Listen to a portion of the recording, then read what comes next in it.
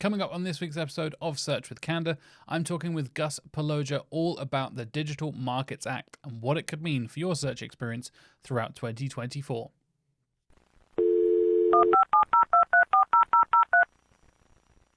Hello and welcome to this week's episode of Search with Candour. I am your host, Jack Chambers-Ward, and joining me this week is Gus Pelogia from Indeed. We're going to be talking all about the Digital Markets Act. If you haven't heard of the DMA before, don't worry, you're not the only person. This was something Gus and I were researching for this very episode specifically, and essentially what this new DMA could mean for big publishers and big companies going forward.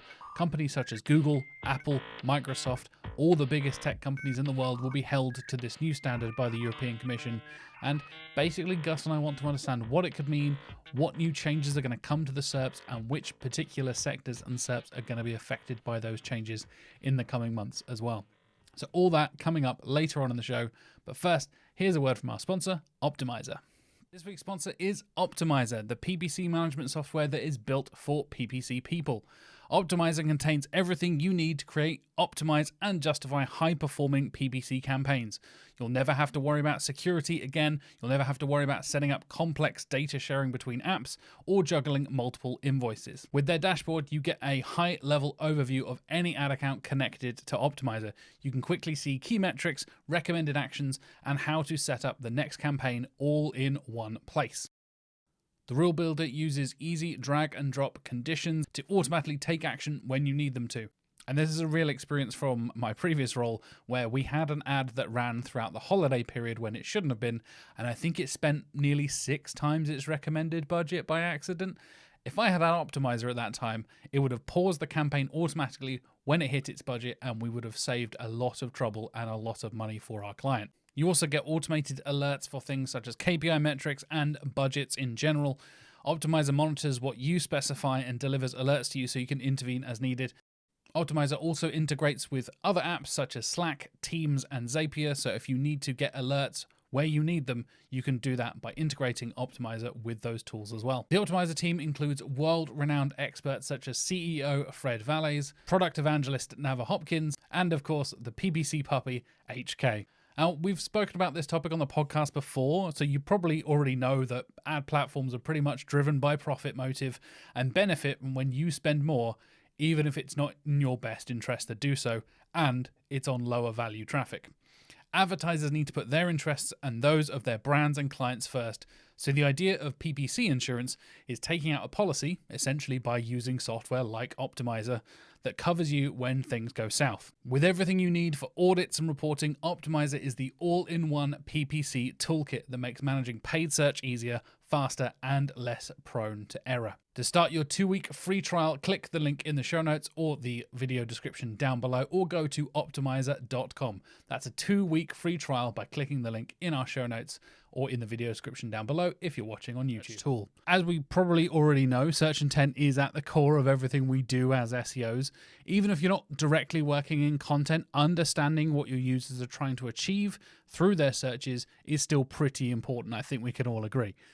On top of this, Google has told us that it takes up to 9 searches for users to complete their goals. This can be a pretty hard picture to capture, to be honest, with traditional keyword research tools. So what if you could get hold of up-to-the-minute questions that users have asked that have been clustered by intent by Google themselves? Well, that's exactly what Also Asked actually does. Also Asked mines and organizes Google's People Also Asked data in real time, showing you the next most likely question your searchers are going to ask. Best of all, it's completely free. You don't even need to create an account to try out Also Asked. Of course, if you do find it useful, there are paid options as well. We have the free, we have the light, and we have the pro options in terms of accounts that you can subscribe to. At the touch of a button from these accounts, you can download not only the questions people are asking, but also the answers Google has selected, the website URLs, and the titles that are ranking for those answers as well. Also Asked has the world's only API for People Also Asked data, meaning you can combine this data you're pulling from whatever questions you're asking directly into tools. You can combine it with things like ChatGPT to really supercharge your content briefs and transform the way you write content at scale. Go to alsoasked.com and check out this fantastic intent research tool today. You may recognize this week's guest from their appearances on other podcasts such as Crawling Mondays, the SEO Sly, or even SEO in 2023 and SEO 2022. They've been a judge at the European Search Awards and have had many fantastic public speaking events across the UK, some of which I've attended in Brighton. He is the SEO Product Manager at Indeed. Welcome to the show, Gus Pelogia.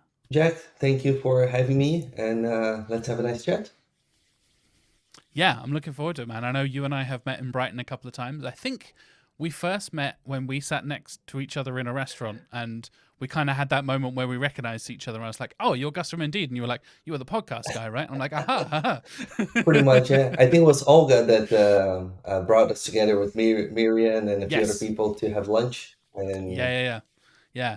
it's always nice, right? Like everyone in SEO or a lot of people will have like a little fame because maybe you liked what someone wrote one day or you saw them speaking. Like there are few big stars that maybe you may call it.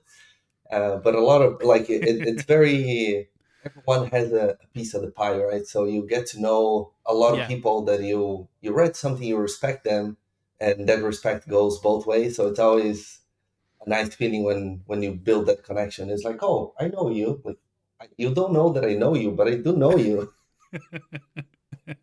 I've done that before. I have a really good memory for names and faces, so I've kind of like freaked people out sometimes and been like, "Oh yeah, we met like 2 years ago." Or whatever. And they're like, "Did we? Oh my god!" Oh. But yeah, I think I'd seen your talk at the previous Brighton SEO, so I'd already like aware of you as a public speaker. Then saw you, as you said, appear on podcasts and stuff like that. So yeah, it was really cool to connect. And now we're finally sat down, and you brought a really really interesting topic for us to discuss.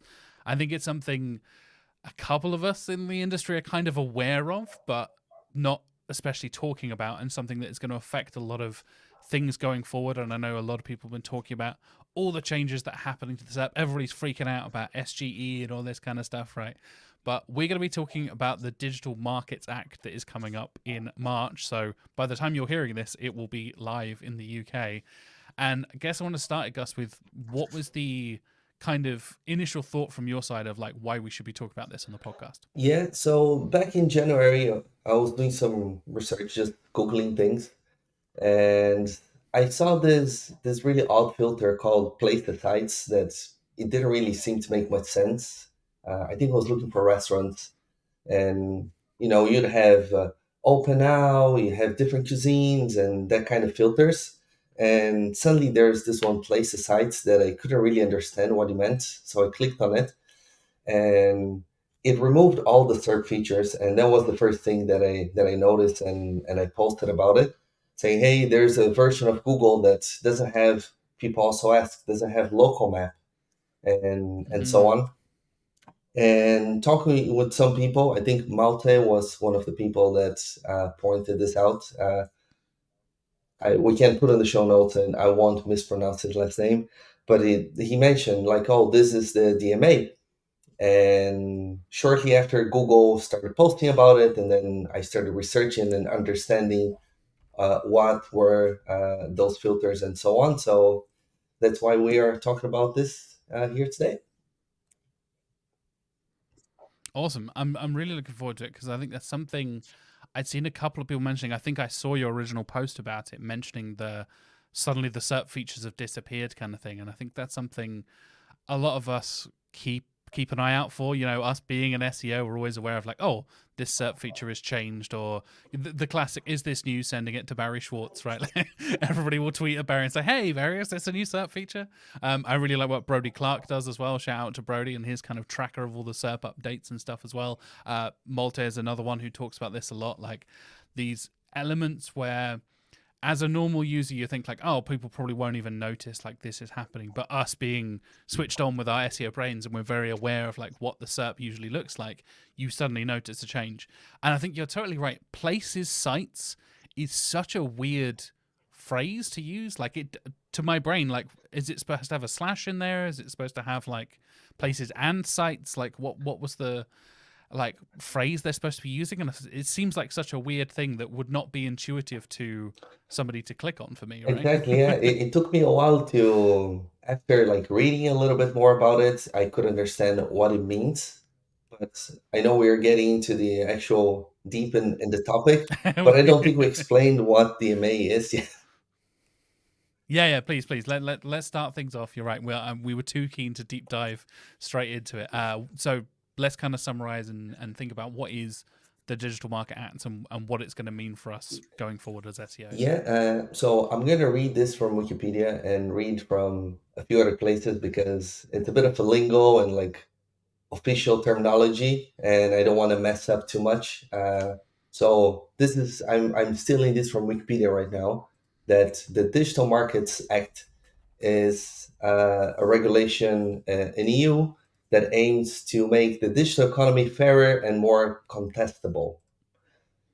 Essentially, what it's doing is it's creating some rules for companies that they call gatekeepers. Google is one of them, and a gatekeeper will be a company that has a strong economic position, that has a strong intermediation position. So someone like Google, that it's used to reach companies, to reach websites. Google is on the way, facilitates for you to find information on the web. You can argue that in a lot of cases they are the final destination with the zero-click searches and that kind of stuff, but Yep. essentially, you use Google to reach other places. And the idea is that these companies shouldn't have such advantage to essentially promote themselves, like put themselves in front of everybody else. So that's what the place sites come from. The idea is it removes a lot of the search features. So let's say you can still find a restaurant, but you're not necessarily going through Google Maps because if they put the map on top, you're not going to go to Yelp, you're not going to go to Yellow Pages or TripAdvisor or Deliveroo and so on. Like Google is, um, you know, shaping the answer in a lot of different ways. The same thing happens, let's say, with flights, right? Google still buy the flight and you buy it through someone else, but Google will show the flight search directly on the SERP result. So the idea is to make it more fair for other companies to have a chance to compete instead of Google just being the filter of everything and kind of owning that space. So that's kind of like what's going on. Other companies have different rules. Microsoft is in here as well, Apple, and there are more companies that are also considered gatekeepers, so they have to abide through all of these rules. But all the research that I've done so far is it's on Google. That makes sense, right? We're SEOs, so we're going to talk about Google. But yeah, I think it's interesting the element there. You mentioned zero-click searches, and I think that's something every SEO always worries about. Like, actually, the fact that Google is presenting your information, and I teased SGE at the top of the episode, right? Because this is another element to this zero-click element where people are worried that Google is just going to serve your content directly on the SERP, and there's no need for anyone to ever click on your website. So you get loads of impressions, but you don't get any clicks. So you don't get any traffic to your site. You don't get advertising, all this kind of stuff.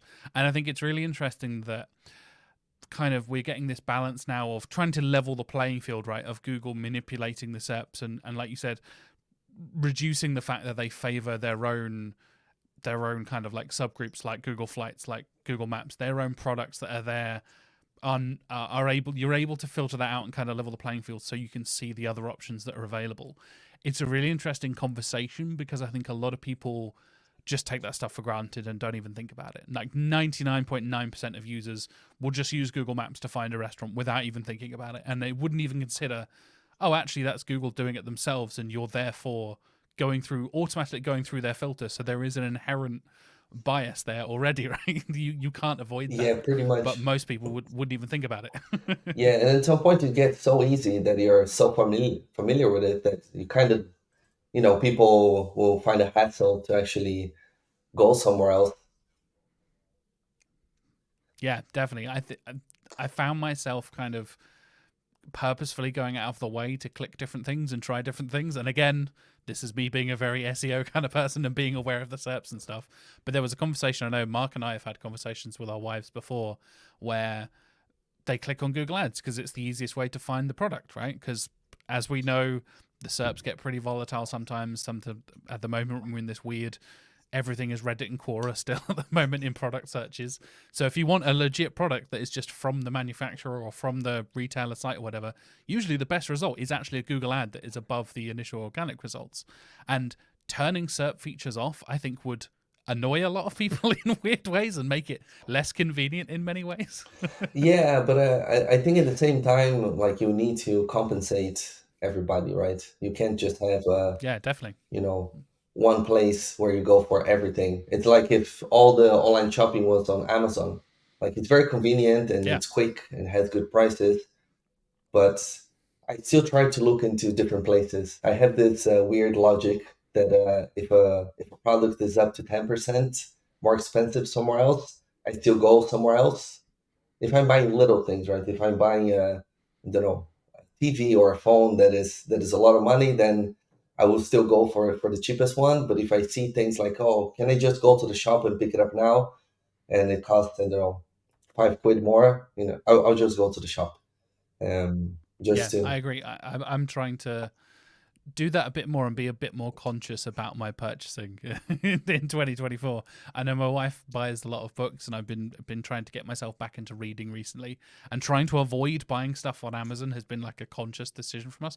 Amazon is also another gatekeeper that is mentioned in the DMA as well. So obviously these are like these household names of the people behind Bing and Microsoft and all this kind of stuff, and then obviously ByteDance, who are behind TikTok as well. Like these are huge platforms, and I know a lot of people have been talking about how much TikTok shopping has been taking over TikTok, and again, that is all internal, filtered and controlled by them kind of stuff. And I think it's a positive direction. I think overall that means we get to see a bit more diversity in the SERPs in a positive way. We get to see, like you're saying, you giving other people the opportunity, right? You're giving the other companies the opportunity to shop more ethically or shop in different places or just see what different options. Some options just might not be on the Google services and you would never get them. But then if you go and find it in a different place, then some other flight provider or whatever it is, then you can get it in a different way. And I think that's a really kind of positive overall step to stop these, handful of enormous trillion-dollar tech companies basically taking over the world. yeah. I think overall it is a positive change. I am searching through the results, and so if we go back to how we started all of this, right? I was looking for a Mm. restaurant here in near Dublin where I live, and I clicked on this filter, and I noticed that all the feature snippets were out. But I also know the area, so I know the restaurants that are nearby, and the actual website from the restaurants also disappeared. So the Oh, so interesting. the results were TripAdvisor was anything that they call an aggregator. So TripAdvisor was there, Right. Deliveroo had a page, and a few other food delivery places, and they took a very broad definition of what they call an aggregator right now. So even my local council has a page with the restaurants in the main street, and they appeared, which is interesting because it was smart enough to make that definition based on a page, right? I don't think it's showing every page of the council will be on that filter, because it's such a small website and there's not really a clear pattern to say, every council in Ireland has a section about food and dine or something like that. It's not that obvious to filter that way. But I found a specific page, and I also found some blog posts that were like, "Oh, 10 best Italian restaurants in Dublin," and you Oh, and you would have interesting. Yeah. a restaurant in my area. So that was an interesting result. But the actual restaurants that are the final place where you go to actually eat, they disappeared from this list as well. And I think that's not positive. That is a very odd experience. Um, Mm. so I think there's still some work to be done there. But anyway, it's been interesting, but it's still far from perfect, I would say. Yeah, definitely. I think just from hearing your experience, it sounds like it needs a lot of tweaking and fine tuning, right? It needs a lot of adjustments to really get it right. And I think we're seeing a lot of this for what Google is trying to introduce with a lot of stuff over the last couple of years. There's a lot of experiments, a lot of testing, all this kind of stuff. As always, that's nothing new. But the way, we've seen the kind of beta rollout of SGE in the US, and it's still not coming to us here in the EU and in the UK because of various data protection and all that kind of stuff. I think it's interesting where there is definitely positives and negatives to it, right? There is definitely something that I think will affect us positively and negatively when it comes to users, and I think it will be an interesting kind of testing bed for us as SEOs to see how do you report this to a client, or how do you discuss this with your management if you're working in-house, right? We rank number 3 if you click the filter that says places and sites, Yeah. but if you don't click places sites, then we're not anywhere because there's a huge SERP feature and the map pack completely dominates page 1. And the whole discussion, I know, again, I'm going to relate it a lot to SGE because that's the hot topic right now, but the discussion of that real estate on the SERP and how much actual space all this SERP feature stuff takes up. I mentioned Google Ads earlier. You talk about all the different carousels you get, the map features, the local packs, all this kind of stuff that takes up so much real estate. So by the time you get to the actual organic results, you have to scroll to get to the organic results, right? And that only gets worse with SGE. So I think it's an interesting way to kind of filter it down. From your perspective, did you see that it was quite different to if you leave it without the filter on and kind of the standard SERP? Was that page 1 similar to what you saw when you hit the filter? Was that kind of similar results, or were those the blog posts? Because I'm kind of relating it to SGE, right, where they would pull out stuff from page 4 and 5 to then highlight on the first page. Yeah, so the only thing they would remove were the actual, let's say for something like a restaurant or a local business, they removed the actual local business together with the SERP features, and you end up with a lot of aggregators. And that was a bit confusing. There's some names that you can recognize and you say, okay, there is a good chance that something good is in here, right? If I'm looking for a restaurant and you're giving me TripAdvisor, okay, I would assume that TripAdvisor does have a good list of local restaurants that I can check. It might not be the same as Google and might not be the restaurants that you want, but it's prepared in a way that you can digest. But I also saw a lot of old school directories, those that people were building links in the past, that are listed there. They have restaurants with 0 reviews. So they have a lot of outdated information in there as well. So that was a bit odd. But the results, they essentially keep the same order and remove the local businesses on this case. So if you have an equivalent of Yellow Pages on position 11, there are 3 restaurants that were removed, and now it's a position 8. So there is a logic around it that you can say, if the filter is in, you can estimate how many positions you would go up. And yeah, go ahead. I think that's really interesting because, again, that does, I mentioned the reporting. I'm thinking from my agency brain here of how you report that. If you tick this box, then we go up 3 positions or whatever it is. That's an interesting way of thinking about the SERP and how much it shifts. And I think, like you said, going from position 11 to position 8, I know we're kind of moving over to infinite scrolling and stuff at the moment, but moving from the bottom of the top of page 2 to mid page 1, going from that 11 to 8 example you just said there, could be a big difference in terms of the visibility of that site and the organic results you're seeing there. And I know we're not just talking about local stuff, right? We're kind of focused on the local stuff because that was the initial search. There are a few other verticals this is affecting as well, right? Yeah, so this is also affecting travel, and it's affecting jobs. And I think there's another one that I can't remember from the top of my head. So let's go into my notes and I'll tell you in 1 second.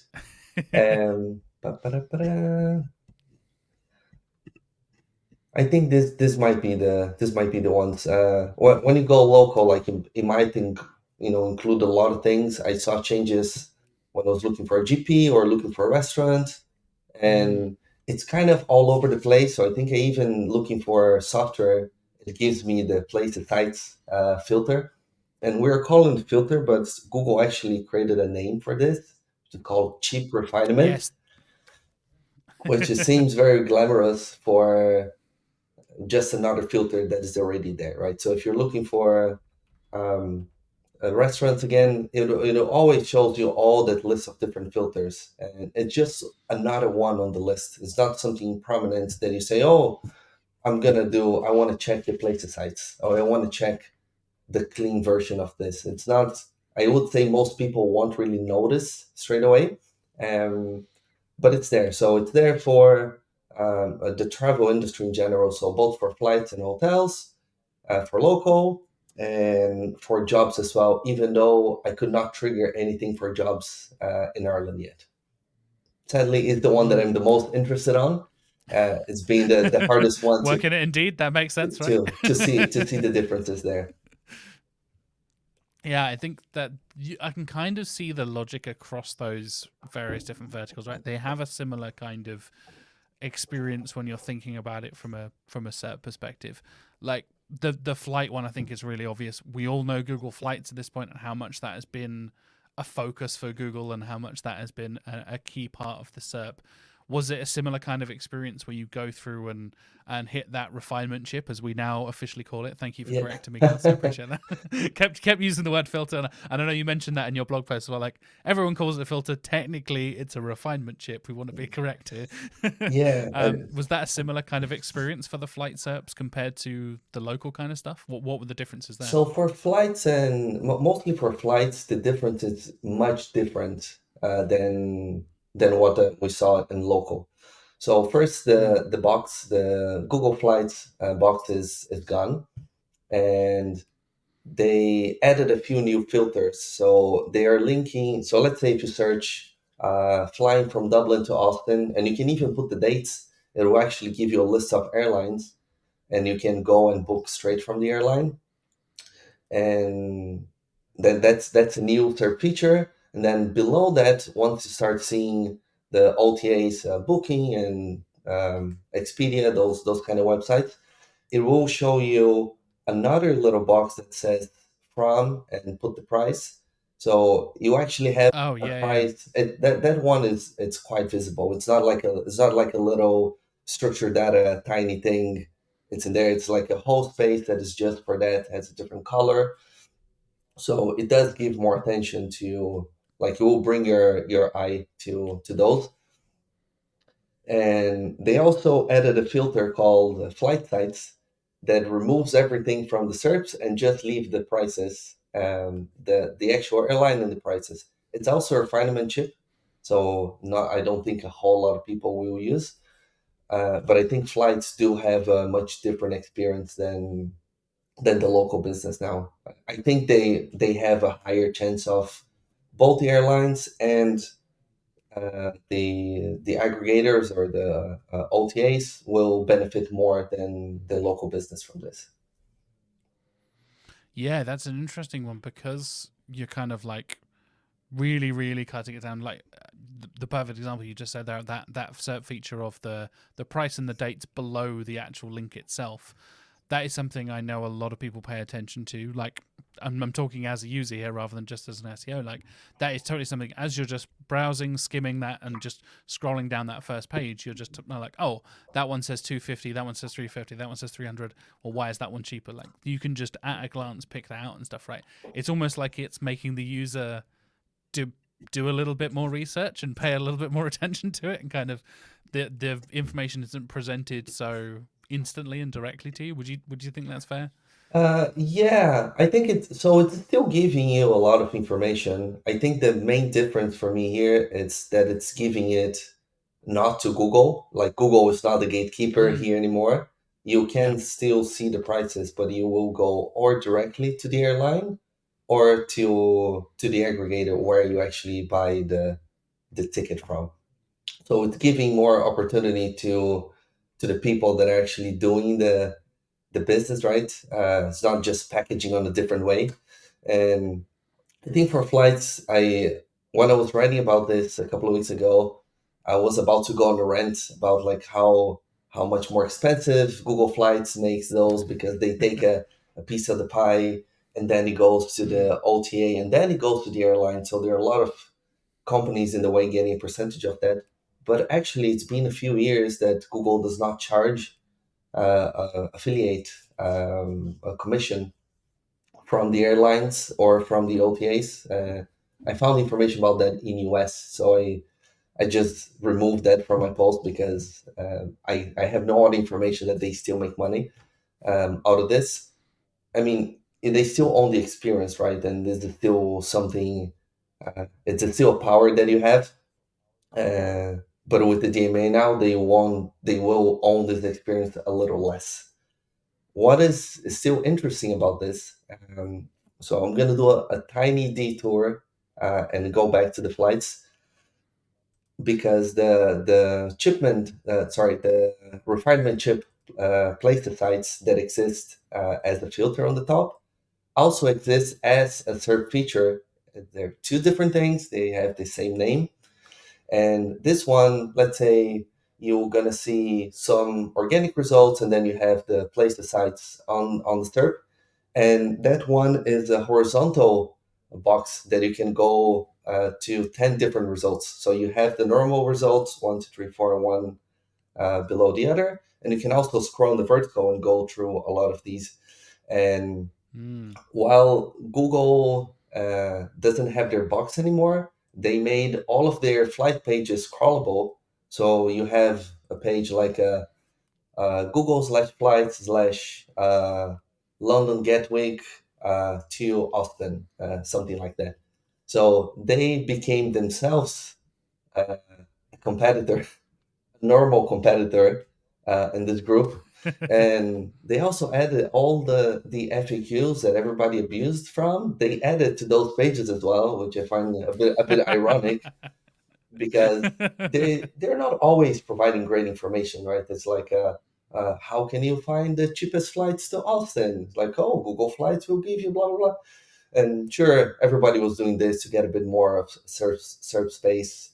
We can argue if that was actually bringing more clicks or more sales. But I found interesting that I don't know if they were already in this game before, but they now they became just another travel agency in the group. I don't know how many people have ever described Google as just another travel Just agency. yeah, but well, in this case, Yeah, yeah, absolutely. I think I'm not saying you're wrong, not at all. I think that's a brilliant way of thinking about it because we mentioned it at the top of the show. This is like leveling the playing field, right? This is opening up the opportunity to everyone. So random travel agency you've never heard of has the opportunity now to compete with Google in the same way, right? This is the whole point of it. And I guess, do you think this is a thing that we will see? You know, we've talked about the local stuff. There's also hotels and stuff as well, right? There's an element there for the hotel side of things. Again, I can kind of see that in a similar kind of. It makes sense when you're thinking about flights and local stuff and hotels and jobs. They all kind of come under a similar kind of broader umbrella to me. That kind of makes sense. Do we see similar kind of stuff in the hotel side of things as well? I think in the hotels, my criticism is similar to the local stuff because if you search for, let's say, if you go to hotels in London, you will only find the OTAs there, right? You're not gonna find Hmm. the little hotel in Camden Street or something like that. But if you normally would go to a smaller place, so let's say if you're looking for I don't know, hotels in Wexford is a small city in Ireland. You're gonna find some of the big players, but you're gonna find some of the local hotels as well, directly their website in there. So it's the same thing here. If you choose the filter, the local hotel disappears from the list and only the OTAs are in there, which is still taking Google out of the picture because the local pack is not there anymore. So you still give a chance to Booking, Expedia, and so on to have an opportunity. They did add an interesting visual feature in there. It's also a horizontal carousel, so you can go without going to the actual website. So let's say without going to Booking or TripAdvisor, you can scroll through. There are like four hotels are visible, and you can go within Booking you do a search directly on the SERPs, seeing all of the hotels that are listed on that page inside on booking.com, if that makes sense. And that one will have a name of the hotel, a picture, and the score they have in terms of reviews as well. So I think the hotels should be part of this. The local business deserve to have a space as well. And so I'm hoping they still gonna make it a little bit better, but it is taking Google away from it. Google is not owning so much of that anymore. Yeah, I know there's from the official announcement from Google, and by the way, listeners and viewers, I will link to Gus's article and the official documentation from Google in the show notes, so you can do your own research and get fully up to date even after the podcast.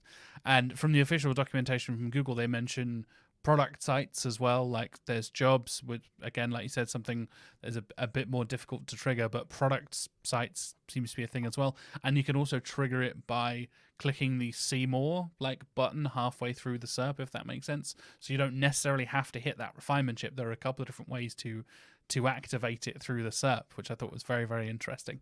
And I wonder how like that much interactivity is going to change how people move about the SERPs, right? I don't know how many people. This is something I talked about when I had Garrett Sussman on the show. And we were talking about perspectives and how, oh my god, it's going to transform the SERPs and stuff. It's like, but it's only going to change it for people who actually use that chip at the top of the SERP, right? If you actually go out of your way to click that button just below the search bar and actually use it, how many people will actually go through that effort of doing it? And I think it's an interesting thing because of obviously all of the antitrust trial stuff that's been happening with Google recently.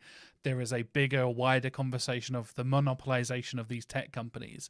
And I think this is Google kind of stepping in that direction of, hey, look, we're not so bad after all. We give everyone an equal opportunity, right? Like this is them trying to be a bit more friendly about it. But it does, for me, and again, I have not done anywhere near as much research as you have, Gus, so please correct me if I'm wrong here. It feels like a very small step in that direction rather than kind of a big definitive, you know, fundamental change to the SERPs in that way. Yeah, I agree with you. Like this is a small change, and I think like this law will become active, if that's probably not the right word, but like in March, companies will need to show that they're compliant to it. So Google started making changes before that, and it's still a bit confusing, right? Like, would I always use this filter? Not really. Like, if I'm looking for restaurants, I want to find the restaurant. I don't want to go necessarily. If I'm looking for someone maybe near my house that I kind of know a little bit, I don't want to go from Google to an aggregator and then to find that actual restaurant. So Yeah. sometimes it's just adding layers to it, and it's a lot of things that Google and companies should be testing, and I'm hoping that they're still testing this and trying to fine tune a lot of stuff, because sometimes I get to the actual search feature with all the aggregators, and it will show me. Let's say I was looking for mechanics the other day, and show me two or three aggregators that are mechanics in my city. So that's great. But as you keep going, they will always show 10. So I found results for places in New Zealand and UK and Australia, and I understand the logic behind it, perhaps. That is like, okay, we probably have a score to say these are the most relevant documents, and we have to serve 10. So eventually, things that are not relevant will be served. It's the same like if you go to page 5, 6, or 10 of SERPs, you can understand there's a mention to this here. It's a little bit related. It's not really relevant, and that's why it's so far away. But I think they will adjust, some of these things. I see some filters all over the place. I've seen places sites and job sites together, or flight sites and places sites together, when it's Right. Yeah. you're clearly looking for a flight, so you should only have one filter or another. And I can't trigger any of the job ones from Ireland, and they didn't say that. They said products are limited to a few EU countries right now, but they didn't say anything about jobs. So when I actually use job sites filter, it just shows me that there are no relevant results and gives me an empty SERP. So I think they're still, Yeah, it's a small step. yeah, definitely. You shared the example there. It was literally marketing jobs, and then click the jobs refinement chip. Like they should. There are always marketing jobs Yeah, everywhere. Even if you're in the middle of nowhere, there is always marketing jobs available. You wouldn't think that would be able to, like you said, it gives the no jobs matching your search result things. Like that is crazy to me. And I think, like you said, when you get to a place where Google are testing a couple of different things and you're getting two different chips that do different things and you're trying to click one but search for one, or like you said, if you're searching for a flight but it brings up the places sites ones, like, oh, maybe that's relevant to me, you can get a very confusing user experience pretty quickly, I would think. Like I always bring up and mention my wife being a person who does, she's a nurse, she does not work in SEO at all, so I love having conversations about her SERP experience from a person who is, she had never heard of the Digital Markets Act. No, most people in the world have not heard of the Digital Markets Act. Most people aren't aware that SGE is a thing or whatever. Like all the featured snippets, they wouldn't know the name of featured snippet necessarily. And I think it's interesting that, just from a little bit of testing that you've done, obviously being the jobs one being particularly your interest while you're working at Indeed, that makes a lot of sense. You can break it so easily with a couple of clicks for a really generic search term that should give you tens of millions of results. It's easy to break that SERP. I'm kind of a bit worrying, but I understand. Obviously, we're in the fairly early testing stages. But as you said, by the time this episode comes out, this will have already been brought into legality here in the UK. So yeah. I don't know if it's, everyone is saying that Google's getting worse and that kind of stuff. I always try to like put myself in someone else's shoes, right? Now that I work in product and I understand how a few things are built, that it's not just, when you ask a designer, like, oh, can you just make this green? It seems like it's very simple, right? To just, oh, put it in here and then it's, it turned green. But it doesn't really work like that. It has layers and, there are different things that make it something work that way. And it's the same when you're creating logic for a feature, right? So it has different ways to trigger different things, and it's probably like it's not just like, oh, show me these websites. When you have to do it scale, you have to find, okay, first we need to classify these websites into this, and it needs 5 criteria for this to belong to this. What if it belongs to another group? And then gets all this confusion. But I do, as you said, I am finding easier to break things, or I spot problems easier than I would spot before. And it could be that it's getting worse, that I hear from a lot of people. It could also be us getting more advanced in what we do and easily finding if something is good or not good. Like think of how long it would take one of us to do, I don't know, keyword research or an activity 4 years ago, and how quick it is now, right? There are new tools, there are new ways, there are things that you realize, okay, I don't need to do this step, or this is not relevant. So I try to balance both sides. But if I look at how easy it is to find bad results or things that are broken on Google, I find it much easier than it was a few years ago.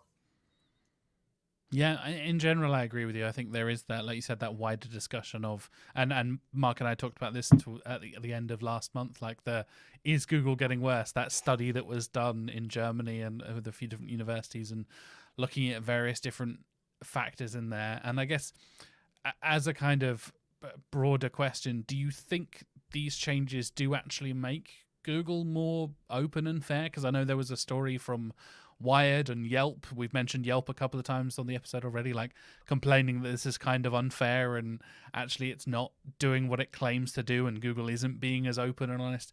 What's your thought so far from your experience, Gus? Yeah, I think online travel agencies, or OTAs for short, they are benefiting from this. I see that as a positive result for them. I don't see so positive for local businesses. I think there's still a good bit of changes in there. I can't say for job sites because I haven't really seen in action and how much it actually changes. So I think it's going in the right direction, and it's not really valid yet, right? It's going to be from March that companies will be obliged to follow this.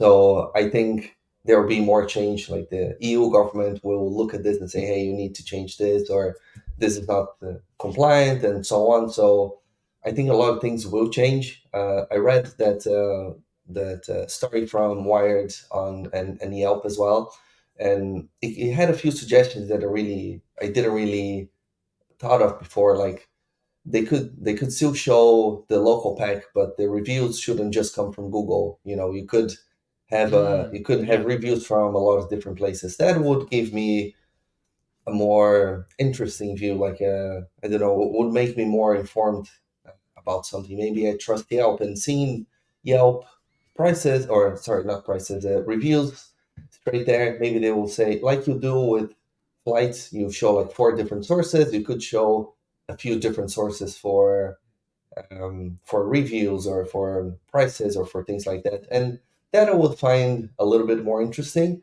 Um, but I think there's still a long time to go.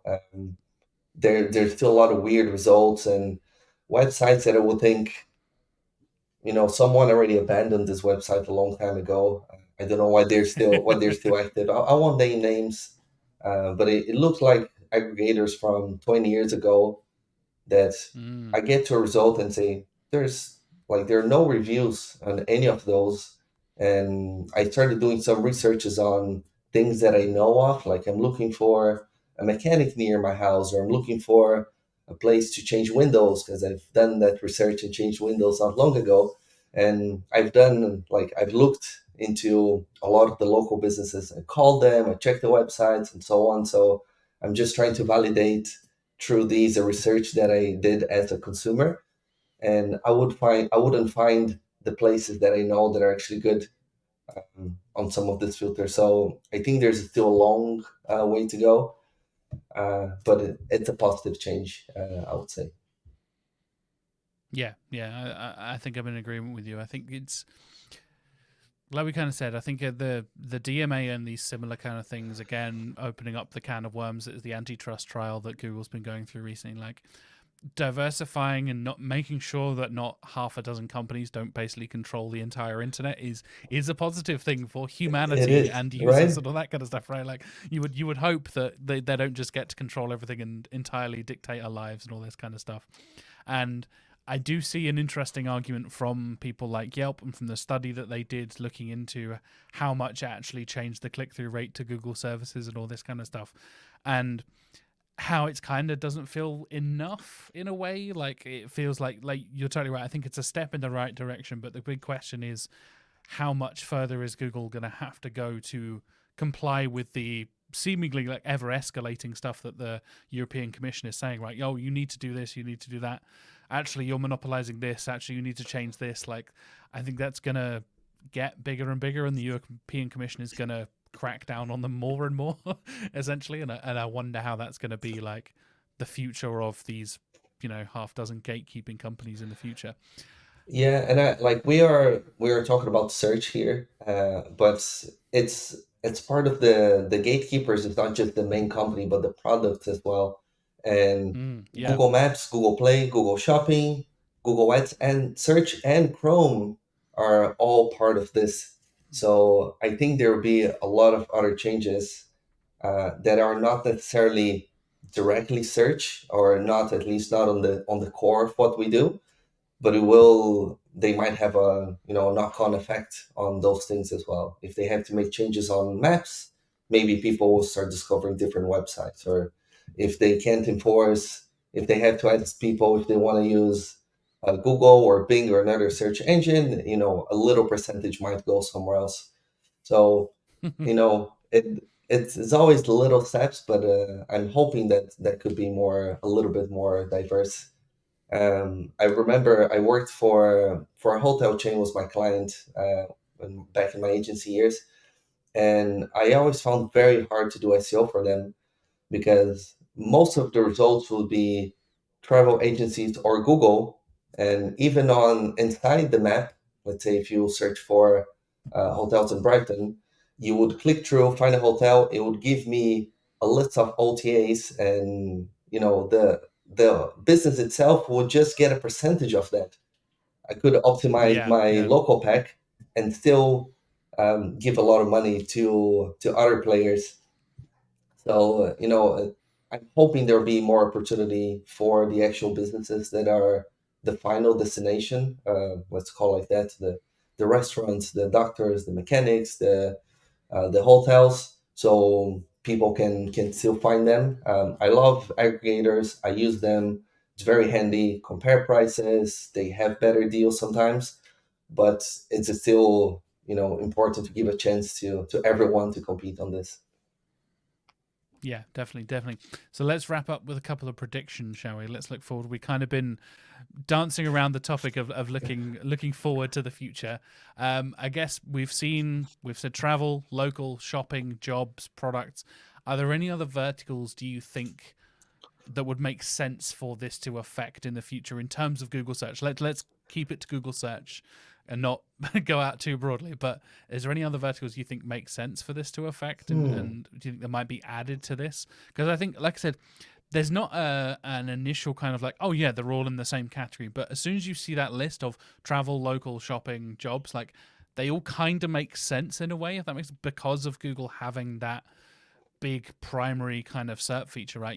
Everybody knows Google Maps. A lot of people use Google Flights, Google Jobs, Google Shopping, all this kind of stuff. There's that element there already. Do you think there's anything else that might be a potential addition to this list of particular SERPs and verticals? That is a very good point. I don't have an answer straight out of the bat. I think maybe video might be affected Mm, as well, because we most of what you see, maybe you see some TikTok now, but it's TikTok and YouTube, right? And that's I it, pretty think much. I Yeah. think that could be a difference. Maybe podcast will show up on this list as well. Although no, actually, I don't think there's a point there because you don't have so many like a player that controls anything there. I Yeah, because Google had the podcast carousel that they've gotten rid Yeah, of now. yeah. That was a whole feature that was like discontinued last year, and I think they're now rolling everything into YouTube Music, so it's even more integrated into YouTube. Hence why we're now on YouTube. Hello, YouTube viewers. And yeah, I think it's totally right. I think video is a really interesting part of it, where there's always discussion, and whenever we like talk to the guys over at Systrix about the trends that are happening and all this kind of stuff, I know they keep a close eye on the biggest winners and biggest losers in terms of visibility each quarter and things like that. YouTube is often up there as like, oh, it's grown a bunch of visibility. We're like, well, yeah, it's owned by Google. Of course, it's getting highlighted in the SERPs. And I think you're totally right. Again, conversation I had 18 months ago now about TikTok and how much short form content is now featured in video SERPs, like especially how to stuff. If you're, I use the example of DIY because I bought a house last year and have been doing a lot of DIY stuff. All of it is YouTube stuff. All of it is TikTok stuff. You either get YouTube Shorts, you either get TikTok stuff, or you get the YouTube where it filters out like, oh, I think you want the clip from 1 minute 32 to 2 minutes 25 for how to build this shelf. Like it will even cut down so Yeah, you don't yeah. even see the first minute and a half of this video. It cuts straight to the bit where it thinks you need it, right? And I think you're totally right thinking of things like Vimeo or Daily Motion or all these like, again, I'm thinking like 10 years ago of like the video platforms that were emerging, thinking like, oh, this is going to be the next YouTube or whatever. It's an interesting one where I think YouTube has a pretty big monopoly, stranglehold on the SERPs, and TikTok has kind of been creeping up in there. But as we mentioned, ByteDance in a very different way are still part of the gatekeeping list in terms of the DMA as well. So I'd be interested to see if something else could ever compete with YouTube in the same way. Like I know in terms of live stuff, like Twitch is obviously the biggest example. I watch a lot of Twitch stuff in my spare time and watch a lot of video games and all that kind of stuff. Lots of live streamers, but you rarely get Twitch results on a SERP because it is live and they really don't focus on the video on demand side of things, right? YouTube is all about the video on Yeah, demand side of yeah. things. So is TikTok. So yeah, a shift in video SERPs I think would be really, really interesting. And yeah, we've seen the little push towards that because of the rise of TikTok over the last couple of years. I'd be interested to see if other platforms, because I feel like we haven't seen a meteoric rise like TikTok in a very long time. It's just like completely blown up and is now as used as YouTube in terms of video searches and stuff. I'd be very interested to see if other platforms could either grow or appear out of nowhere, or other social media platforms could grow out of that and diversify the video SERPs. That's a really you opened a whole side of my brain there, Gus. Yeah, maybe they could include at some point all the what was the name they were giving to the perspectives. Like that could be a good angle for some Yeah, of these yeah, as well. Like I was looking for like a furniture shop, which might sit into local to some extent, but I'm looking to like this is a huge chains that have 50 shops around Ireland and shops in the UK as well. So it is when you talk local, we are often thinking about small business, but B&Q would show up on this local, or Harvey Norman, or being affected by some of those as well. And so I think I'm hoping there'll be more opportunities for all sorts of companies to get in there. I know the UK on the prediction side, UK and US are also talking some level or another about similar laws like this one. So I'm hoping this one might be the starting point, and they'll start making changes, and other countries will take this on and learn from it and say, okay, this is not enough of a change. We need to change more, and so on. And it will force Google to become a bit more diverse. yeah. I think it's such an interesting topic for Google to tackle because they are so international. The internet is so international, and having to deal with exactly as you were saying there, Gus, like the regulations from the US are different to the European Commission, that are different to the UK, that are different to the Middle East, that are different to different countries in Asia. Like it can change so much from country to country and continent to continent that having to have like, oh, these filters are only available in this thing, but when we show you this product in the US, it has to be done in this way and all this different stuff. I would find that exhausting from Google's side of things, Oh, trying to worry about how to handle all the different legal oh things. yeah, yeah. That is a whole lot of work.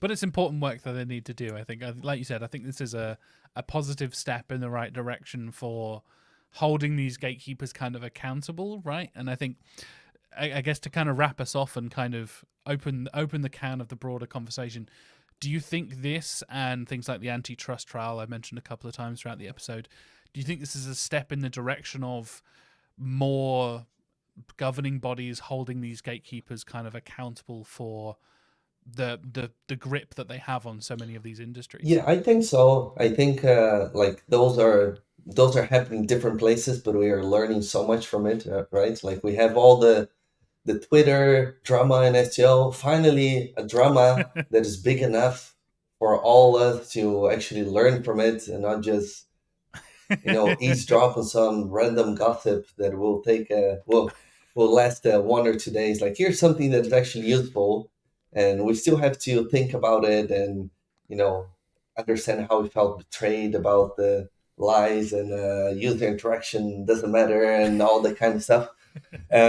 I think these are changes on a positive direction, and there are always a lot of things changing in SEO. AI is here and it's very scary, and more changes will happen. So this might be happening on a good time before things go completely out of control. Well, I think that wraps us up very nicely. Hopefully, we don't completely out of control and are taken over by multinational corporations and AI and stuff. But if people do want to follow you, want to keep up to date with what you're posting on social media and stuff, Gus, where can people find you across the internet? Yeah, before I say all of that, I need to give a little shout out that is it's a little bit embarrassing for me, but I will say it anyway.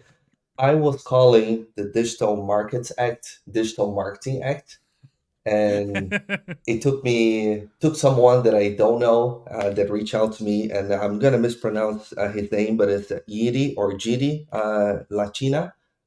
He's an SEO from Czech Republic. He dropped me a message a few days ago after he saw my blog post and corrected me, and I think it's a nice shout out for someone who actually read and paid attention and took the time to be nice enough to me, so I don't get embarrassed for way longer, even though people will listen to this at some point and it's recorded forever. But we do things wrong sometimes. I like to give credit when people are nice to me. So that there it is. You can find me on my website, that is guspelogia.com. You can find me in Brighton in April, and I'll be there in person speaking about how to write the perfect ticket for your devs. You will find me on Twitter, X, trying not to be too active there, and trying threads as well, a little bit, but you mostly will find me, my SEO persona, you're going to find it on LinkedIn. Awesome. Well, yeah, thank you, Jiri, for that little shout out. I was calling it digital marketing as well. I will totally hold my hands up. That feels more natural to say, right? But the Digital Markets Act feels very strange, feels unnatural. But yeah, huge shout out. And like I said, links for everything if you want to go and follow Gus, listeners and viewers, will be in the show notes. So click them down below in the link description and go and follow Gus, because you're awesome, Gus. Thank you so much for joining me. It's been a pleasure. Well, thank you for inviting me, and I'll see you back in Brighton in a few months. Look forward to it, man. Thanks. And that just about wraps us up for this week. Thank you so much for listening or watching, wherever you are listening or watching. Thank you so much to Gus for joining me on the show and talking to me and explaining all of the features of the DMA we should be worrying about coming up in the next few months. Thanks very much to this week's sponsors, both Also Asked and Optimizer. Thank you so much for your support. And of course, thank you to you for sharing, subscribing, liking, and all that good stuff that you need to do to spread the good word of Search with Candour throughout the podcast sphere.